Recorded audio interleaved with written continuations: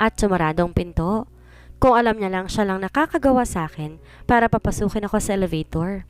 Overcome your fear. You're safe with me. Kalmang bulong niya sa akin. Close your eyes, Kalia. Niyakap niya ako at tinaplos ang aking buhok. Langhap na langhap ng ilong ko ang bango ng damit niya. Parang mayroon sa akin na mukhang ayaw kong kumawala mula sa mga yakap niya. Malapit lang ang tenga ko sa dibdib niya kaya rinig na rinig ko ang pintig ng kanyang puso. Ayun na nga, tuluyan ang kumalma ang pakiramdam ko. Hindi ko alam kung sa boses niya ba ako kumalma o baka naman sa mga sinasabi niya sa akin. Napakalasagad ako sa yakap niya nang tumunog kami sa elevator. Baka may makakita pang empleyado sa amin. See, you didn't do, right? Lokong anas niya. Lumabas na ako at halos wala na ring tao sa lobby. Naramdaman ko na may umakbay sa akin kaya't napalingon ako kay Zane na mukhang nasiyahan din sa ginawa niya. Bumitaw ka nga, Zane? Baka may makakita sa atin dito. Bulong ko sa kanya pero parang bingi lang ito at mas nilapit pa niya ako sa kanya habang naglalakad kami sa labas. I don't care, Miss Kalia. Pinabayaan ko na lang siya sa kanyang ginagawa at yumuko na lamang. Ang lalagkit na rin kasi ng mga tingin ng mga babaeng staff at employees na naiwan at nakakakita sa aming dalawa. Heads up, baby. Bulong ng katabi ko sa akin. Mas lalong nagwala ang puso ko sa huling sinabi niya. Hindi na nga ako masyadong nakahinga. Kanina, mas lalo pa akong di makakahinga sa itinawag niya sa akin. Hindi ko kaya at parang kinakain ang laman ko ng paru-paro sa aking tiyan. Zane, umalis ka. Please? Parang sasabog na ako dito sa ginagawa mo. I'm not yours. Malumanay pang sagot ko. Alam kong umamin siya sa akin pero hindi naman kami. Then I will do my best to make you mine. Tumigil siya sandali at tumingin sa akin. Because I am already yours, Kalia. Seryosong anas niya. Ang totoo kung wala siya rito, parang gusto ko na rin magpagulong-gulong sa sahig dahil sa mga binitawan niya sa akin. Kung alam mo lang, Zane, kung paano kong dinibdib, lahat ng mga sinasabi mo sa akin. Hindi ko lubos maisip at totoong gusto nga niya ako. Pinagbuksan niya na ako ng pinto na makarating kami sa parking lot, kaya pumasok na rin ako. In-start niyang engine at pagkatapos umalis na kami. Tahimik lamang ako sa biyahe. Napansin ko ibang daan ang tinatahak namin kaya napalingon ako sa kanya. Hindi to papunta sa amin, Zane. Sabi ko pero hindi niya ako sinagot at mas pinaharurot niya pa ang mabilis sa sasakyan. Kaya agad ako napahawak sa gilid ko. Binaling kong aking tingin sa labas ng windshield. Patagal ng patagal parang dumaraan na kami sa matataas na mga puno. Halos wala na ring mga bahay-bahay. Wala rin siguro siyang gagawing masama sa akin, di ba? Di na ako nagsalita at pinabayaan na lang siyang mag-drive kung saan kami tutungo ngayon. Halos mapanganga ako nang huminto kami sa may tuktok. Tanaw na tanaw ko ang mga city lights. May restaurant din na sakto para makita ang view sa ibaba. Tumingala ako dahil sa ang gaganda ng mga designs at lights ng mga sinasabit. Parang vintage style ang dating ng restaurant nito. Let's grab some food. Napatingin ako kay Zane nang sabihin niya iyon. Sa wakas, nagsalita na rin siya. Ngunit, ako rin yata ang naging tameme ngayon dahil sa pinakita niya. Naglakad kami pareho at giniya niya na ako papasok. Table for two. Narinig kong sambit niya at naglakad na kami patungo sa aming table. Nag-order na siya. Siya na rin ang pina-order ko sa akin. Dahil hindi ko rin naman alam kung anong i-order ko roon. Kasi iba-iba ang mga pangalan at hindi ako masyadong pamilyar. Bakit mo to ginagawa, Zane? Tanong ko. Dahil naninibago ako sa lahat ng mga pinapakita niya. Hindi ko alam kung hindi ko pa to nagustuhan or sadyang nasisiyahan lang ako sa ginagawa niya at hindi ko lang maamin sa aking sarili. You already know the answer. Napairap na lang ako nang palihim sa sinabi niya. Kaya tumahimik na lang ako at maya-maya lang dumating na ang mga pagkain ini-order niya. Bigla ako nakaramdam ng gutom nang nilapag na sa harapan namin ang orders. Natatakam ako sa mga pagkain dahil halos paborito kong lahat ang nasa harap. Eat! Utos niya kaya kinuha ko na rin ang kutsara at walang pasabi-sabi nagsandok agad. Para akong batang lumalamon sa harapan niya kaya napatigil ako ng namalayan. Di niya pala ginalaw ang pagkain niya at buong oras niya lang akong tinitigan habang kumakain. Kaya napatikim na rin ako sa hiya. Siyempre, as if hindi ako gutom pero nang nilapag ang pagkain para akong baboy na lumamon. Kinuha ko ang beverage sa gilid at dahan-dahang ininom yon. Baka kasi mapansin niya ang tako ko masyado. Magsisituloy kung bakit ako nilibre. Cute. Pabulong na saan niya. Gusto ko kagatin ang paibabang labi ko pero binuhos ko na lang lahat ng iyon sa straw na sa bibig ko ngayon. Parang madudurog na yun sa kagat ko. Kumain ka na, Zane? Yaya ko sa kanya. Nakakahiya naman. Ako lang din kasi kumakain sa amin eh. I am full. Eat a lot. Tumango na lang ako at inubos yon. Nasa diet ba tong lalaking to? Sa sobrang dami ng in-order niya, fruit salad lang kanyang kinain. Tapos na ako, salamat sa pagkain. Tumayo agad ako dahil naghihintay pa si Zane sa bahay. Hindi pa yun nakakakain. Bumalik na ulit kami sa sasakyan. Doon ko namalayan pagkain lang pala talaga ang ipinunta namin dito. Pagkain para sa akin. Naninibago na ako sa kabaitan niya sa akin. Sobrang layo sa pinapakita niya noon kaysa sa ngayon. Napadaan kami sa Jollibee kaya nag-drive-thru siya doon. Agad ko siyang sinulyapan at binalingan ng tingin. Gutom ka pa ba? Bakit kasi hindi mo kinain yung mga in-order mo kanina at nag-fruit salad ka lang? Anas ko sa kanya kaya ngumisi lamang ito. Yeah, I'm full baby, don't worry. Sabay kindat pa sa akin. Napaiwas agad ako ng tingin sa sinabi niya. Ayan ka na naman, Zane. Alam mo talaga kung saan ako madadaan eh. Eh bakit ka pumunta rito? Pagputukoy ko sa dinalaanan naming drive-thru. Di muna siya sumagot base sa pag-order ng bucket na chicken joy at spaghetti pan. Nang matapos na niya ang pagbayad at naibigay na rin sa amin ang order, ay nilahad niyon sa akin. Here! Napataas naman agad ang kilay ko sa pagte-take. Kanino to? Takang tanong ko. Sobrang dami kasi. Kanya ba to lahat? Inayos niya muna ang kanyang eyeglasses bago sumulap sa akin. That's for our baby, Kalya. Para akong binuhusan ng malamig na tubig sa sinabi niya. Alam niya na ba? Napakarap ako ng pang-ilang beses niyang sabihin yon. Alam niya ba talaga?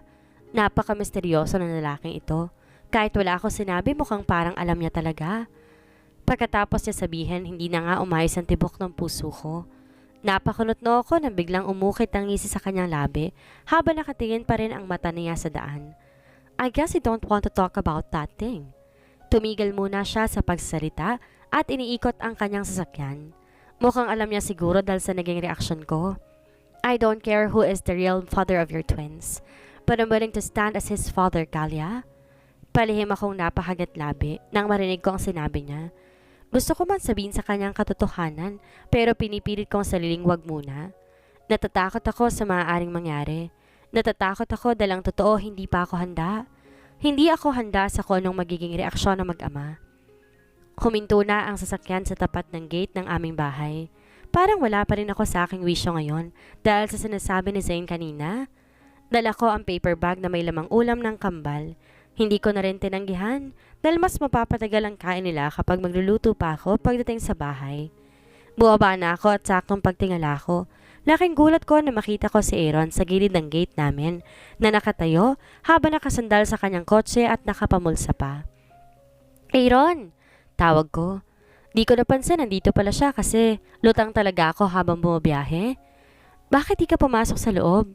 Dagdag na tanong ko dahil may susi siya ng bahay namin. Binigyan ko siya ng duplicate. Ginawaran niya ako ng sulyap ng kasama ko sa likod bago ulit tumingin sa akin na makahulugan. Ngumiti ako sa kanya dahil baka ano pang isipin niya. It's okay. Kakarating ko lang din. Sakto dumating din kayo. Seryosong anas niya. Lumapit si Zane.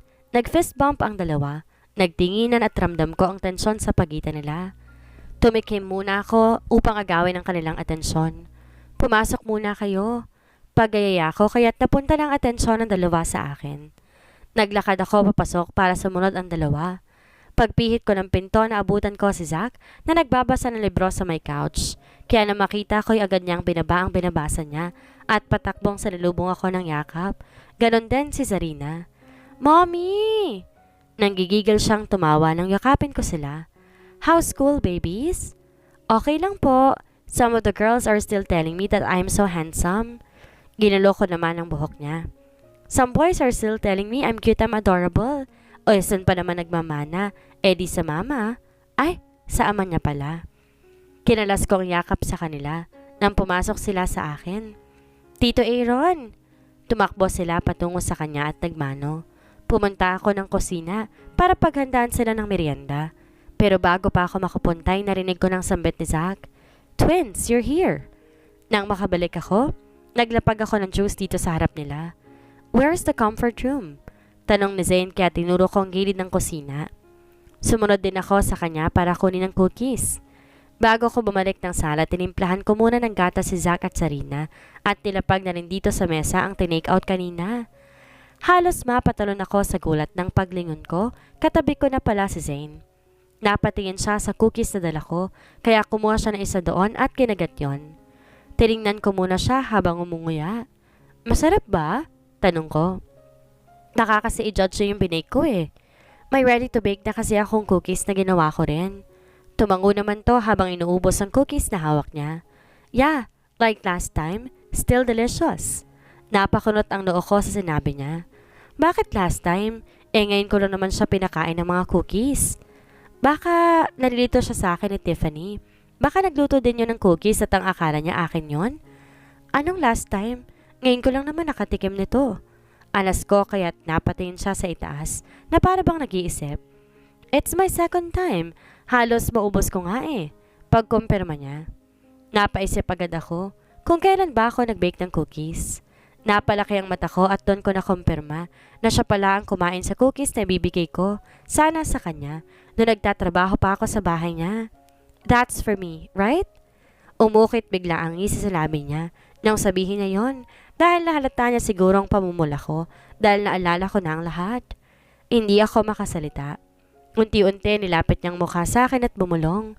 You're still a good baker, my future wife? Bulong niya sa tenga ko dahilan ng pagtaas bigla ng aking balahibo. Napakurap ako ng ilang beses na mapansing wala na rin pala siya sa harapan ko at naiwan akong nakatulala. You're still a good baker, my future wife? Nababaliw na ako. Nagpaulit-ulit sa isip ko ang sinabi niya sa akin. Inayos ko ang aking sarili bago bumalik sa sala para bigay sa kanila ang mga cookies. Naabutan ko silang dalawa, nag-uusap sa my couch. Si Zach at Sarina naman nasa dining table na rin habang kumakain ng dala namin kanina. Nga pala Aaron, bakit napabisita ka rito? Nag-text ka sana para nakauwi ako ng maaga. Pagsingit ko. No, it's okay. Kararating ko lang din naman. Actually, I came here because I plan to go back to Thailand.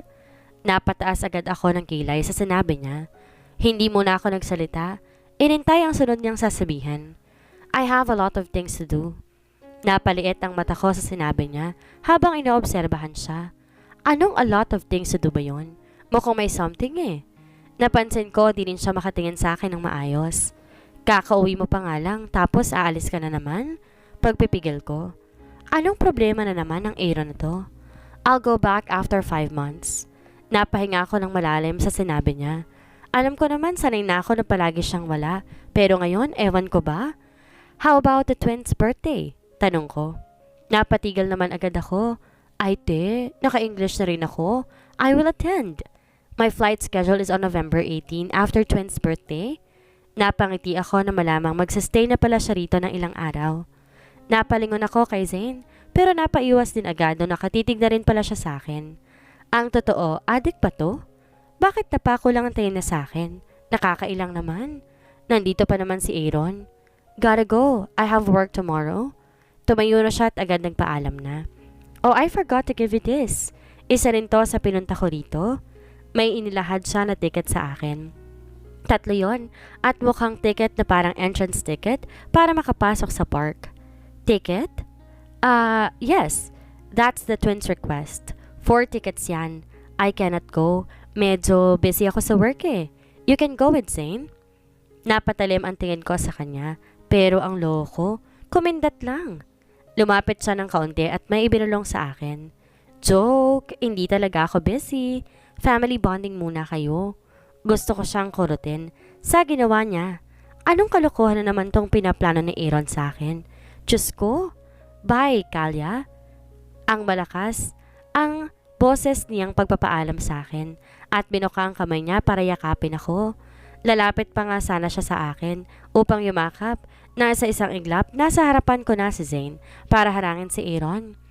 Easy pre, yakap lang naman. 1 touch, 1 punch. Seryosong sambit niya kaya tinaas na lang ni Aaron ang kamay niya. Hudyat na sumuko na rin ito. Tumigil nga kayong dalawa, saway ko. Umuwi na kayong dalawa, gabi na. Pagtataboy ko sa kanila. Baka ano pang kaguluhan ang mangyari dito sa bahay. Nakaalis na si Aaron at Zane na lang ang nandito sa harapan.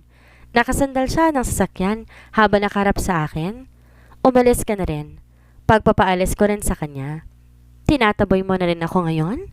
Mahinang sambit niya, kaya napahinga na lang ako ng malalim. Oo, baka kapag nandito ka pa, hindi ko na alam ang gagawin ko. Di naman, maaga ko pa sa trabaho bukas. Pag sumangot ko. Nakita ko ngumisi naman to bago tumango. Fine, I will not argue with you. Suko niya naman. Where is my goodbye kiss? Dagdag niya na ikinalunok ko. Minsan talaga napapatanong ako kung in love ka na ba talaga sa akin, Zane? Wala, tipid kong sagot. Ilang taon din ang lumipas pero hindi ko na gustong ipapakita sa kanya na easy to get lamang ako. Lumapit siyang bigla sa akin at hinalikan ako sa noo. Good night, baby. Dagdag niya at kinindatan ako bago siya pumasok ng kanyang sasakyan at di na hinintay pa ang sagot ko. Pinaandar niya ang kanyang kotse at tuluyan ng pinaharurot yon paalis. Nang mawala ang sasakyan niya sa paningin ko, agad akong napahawak sa gate namin dahil ramdam ko ang biglaang pagwawala ng lakad ng tuhod ko. Sa isang iglap naging isang dating kala na naman ako. Hanggang ngayon sobrang hina pa rin pagdating kay Zane. Parang sa ilang taon ngayon lang ulit ako lumakas at bumilis ang tibok ng puso na parang nalilito pa kung bibilis ba o titigil na lamang. Napagtanto ko ngayon lang ulit sumaya ang puso ko ng ganito. Zane, baliw na ako. Lalo pa nga't ngayon gusto mo rin ako. Maaga ako nagising at inihanda ng baon ng aking anak na ngayoy tulog pa dahil 7 a.m. pa naman ang klase nila. Nang matapos ako sa pagligo at nakapagbihis na rin, tsaka pa bumangon ng kambal at naghanda na rin. Nagpaalam ako sa kanila at tumabas ng bahay para umalis na papunta sa aking trabaho. Nang makarating ako, agad na ako naglakad papasok. Ang ibang mga empleyado matalim pa rin nakatingin sa akin at ang iba na may tinititigan pa ako mula ulo hanggang paa na para bang isa akong malaking hadlang sa buong pagkatao nila. Narinig ko pa ang ibang mga nagbubulungan. Mukhang hindi pa ata nila na move on ang mga nangyari kahapon dahil sumabay si Zane sa akin. Bakit ba kasi pati dito sa trabaho ko sikat siya? Napailing na lamang ako sa aking isipan hanggang tumigil ako sa harapan ng elevator. Makakaya ko kaya kung papasok ulit ako dito? Nagdadalawang isip ako kung papasok ba o hindi, pero ilang sandali natagpuan ko ang sarili kong nandito na sa loob. Overcome your fear, you're safe with me. Close your eyes, Kalya. Naalala kong sinabi niya sa akin. Habang nandito ako sa loob, may bigla ko naalala. Flashback. Anong pangalan mo?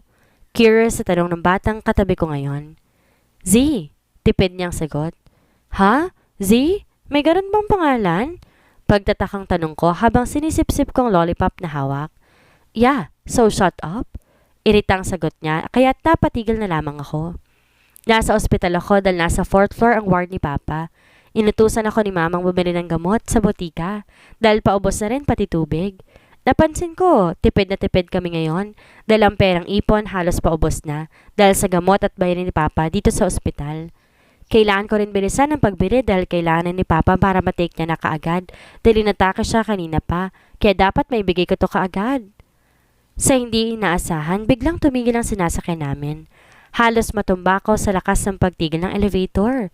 Ilang minuto pa, hindi pa rin yun bumubukas. Nagsimula ako magpanik. Hala, paano to?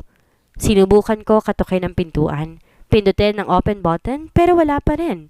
Nanunubig na ang mata ko dahil di pa rin kami makalabas hanggang ngayon. Napasulyap ako sa kasama kong batang lalaki. Halatang naiiyak na rin pero pinapanatili ang kalmado niyang mukha.